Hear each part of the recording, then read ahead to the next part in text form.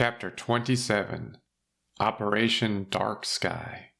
7 years before Zero Day. The first time Tara walked into the classroom, Lucas fell in love. Her emerald green eyes sparkled, contrasting with her shoulder-length mahogany hair. She had a perfect athletic build and a genius-level IQ. He obsessed over the older woman as she delivered the week's lecture, a TA filling in for another lazy professor. Unlike his other classes, Lucas never missed a lesson when Tara lectured, sitting in the front row. One Saturday night, halfway through the semester, Tara knocked on his door.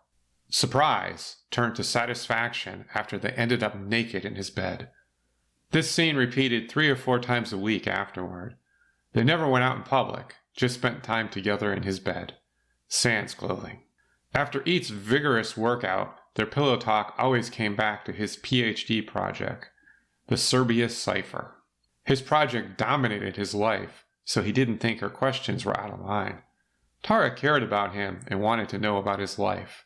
Once he graduated, they could spend their lives together, a pair of computer geeks, a loving woman he wanted to share his life with. Everything changed one random night during what should have been his last semester of college. An unforgivable betrayal. He remembered the night like it had been yesterday. The conversation occurred after their last night of acrobatics together. "Sorry, Lucas. I got an early day tomorrow. Can't you stay just a little longer?" He longed to feel the warmth of her body resting next to his. She had never rushed off before, choosing to cuddle after sex. "Professor Samuels would have my ass if I'm late tomorrow morning. I can't afford to lose my job. I'll come back tomorrow night." She finished dressing, kissed him on the lips, and strutted away from his bed. He watched her tight butt as she crossed through the threshold of his bedroom. Lucas drifted off into a deep sleep, disappointed. At 2 a.m., his front door crashed in. Lucas leapt to his feet, waking with 3 pistols pointed in his face. 3 men dressed all in black with their faces covered by masks. "Don't move!" "Who the hell are?" One of the men punched him in the gut. He gasped, pain spreading through his midsection, making him wish he spent more time in the gym. A second man dug through his drawers, throwing a pile of random clothing on the bed next to him. "Get dressed!" Lucas saw no way out, so he complied. As he dressed, another armed man entered the room, followed by Tara. "Make sure you grab those computers. Grab the laptop in the drawer next to his bed. We'll need them all."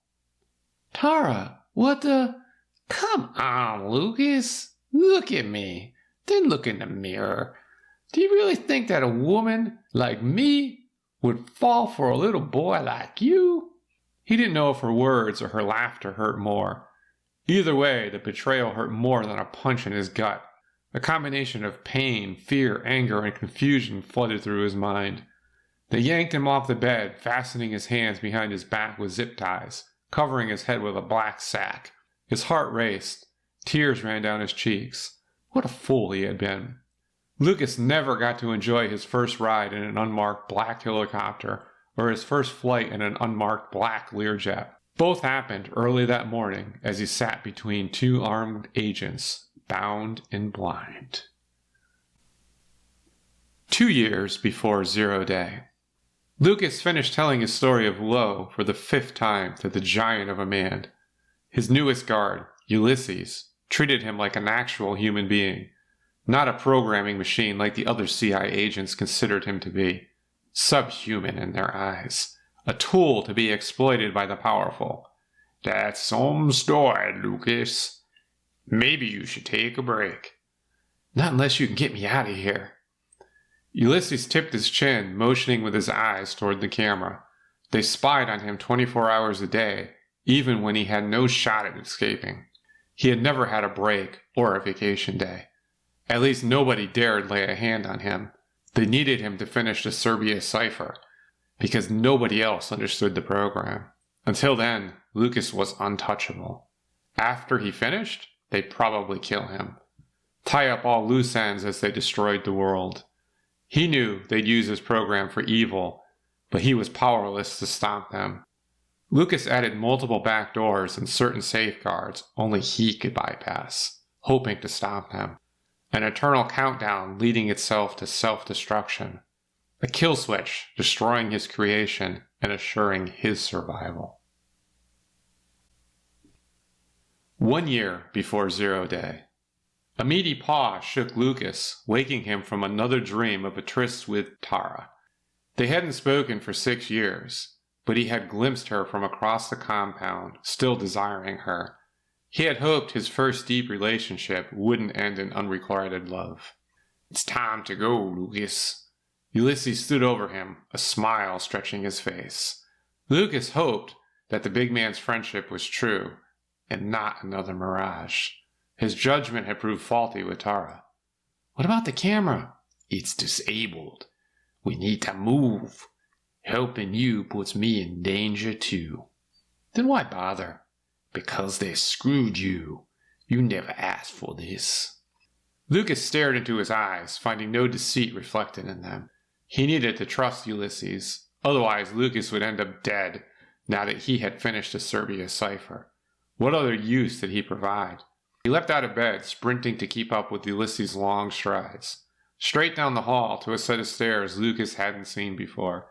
Ulysses produced a flashlight with a red beam, lighting the way down the steep steps. After reaching the bottom, they entered a long corridor lined with stone walls. The underground path ran on as far as they could see. A loud siren blasted after they took a dozen steps. "Lucas, run!" Ulysses grabbed his hand with a vice grip, dragging him down the hall. His lungs burned. They traveled for what felt like hours before exiting into a field on the edge of the woods. Lucas's legs felt like limp noodles. "This way." Before he could catch his breath, Ulysses pulled him toward the woods. Lucas thought he heard dogs barking in the distance. They sprinted down a twisting path, reaching a dark stretch of road before Ulysses stopped short. "This is where we part ways. For now, cross the road, take the path down the hill. You come to a small hunting cabin filled with what you asked for. After 0 Day, we'll meet at the bunker. It's fully equipped for 4 people to ride this out." He marveled at Ulysses' fitness. They had run for miles, and he sounded normal. Lucas struggled to slow his breathing. "Don't forget Sue. She's important." "I won't forget. Now go. I'll hold them off." Mustering all his will, Lucas sprinted away, leaving Ulysses behind, his only friend. He wanted to believe he had one friend left in this world. Once they used his program, the world wouldn't be the same, an apocalyptic event. He flinched as the first gunshot sounded. Dozens more followed. When he heard the last, Lucas hoped Ulysses had won the battle. Otherwise, he'd be on his own. 1 week before 0 Day. Lucas had thought he had worried all about nothing. Over 11 months had passed, and nothing had happened. His dead man switch worked. The Serbia cipher had died. But then the red balloon showed up, tattooed with Asian writing floating over every major city in the country. He knew the countdown had begun. The only thing he didn't know was when it would reach 0. A combination of a false flag operation and an attack from a group of rogue countries. Lucas had expected it, but the thought of the assault still took his breath away. Civilization would end within a day. Survivors would turn on one another, killing each other for a loaf of bread. Lucas opened a secure browser, logging into one of the online bulletin boards he used to communicate with Ulysses. Most people thought the BBS died along with AOL, so nobody gave them a second look. To remain undetected, they alternated between a dozen different sites, using a code they developed during his captivity. He left a warning of the pending attack, giving Ulysses some last-minute instructions. Lucas hoped the giant would see the post before everything went dark. No way to tell for sure, since he didn't know when the attack would occur. Could be a minute, or a month. Lucas rested his head on his crossed arms on top of the table. Sleep had become a luxury he had no time for. He tried again to destroy the Serbia cipher, entering through every back door he had created. Tara still worked with the CIA, slamming each one in his face. She still had talent. Thoughts of their time together as lovers swirled through his mind. He dreamed of a different life where they lived happily ever after. A life he only lived in his dreams. Exhaustion caused his body to relax. even while sitting in an uncomfortable kitchen chair. A deafening crash jolted him awake. 4 men dressed in black rushed in carrying rifles. 2 thugs jerked him to his feet, yanking his arms in opposite directions. His shoulders ached. The doorway filled with a beautiful woman he thought he knew, a rerun of his last day in college. "Hi, lover," Tara chuckled, smiling like the Joker, a woman as evil as the fictional villain. "What? Nothing to say? You ran off before you could finish your job. Thankfully, you aren't as smart as you think you are, so we tracked you. Are you surprised? It's time to come back and finish your destiny. If you're lucky, maybe you'll get some again." She posed like a wannabe internet model, nodding to the man next to her. He raised the butt of his rifle, striking Lucas in the face. Pain radiated from the blow through his skull and into his neck. His world turned black. 24 hours before 0 day. "It's time, Lucas. I need you to activate your program." A man dressed in white he hadn't seen before spoke. 4 guards and Tara accompanied the stranger. His 5 companions, including his former girlfriend, sneered at Lucas. It felt like a scene from a cheesy end-of-the-world thriller movie. Somehow, they cast Lucas as the hero. The thought of him saving the world made him laugh. "What's so funny? You lost it. Activate the program and I'll let you go." The guard closest to Lucas punched him in the gut. His midsection ached from the blow and the lack of a decent meal. They fed him just enough to keep him alive. Another chance to escape seemed unlikely. "What the hell's the matter with you? We need you to finish this. We don't need her." With lightning speed, the 2 men standing next to Tara grabbed her.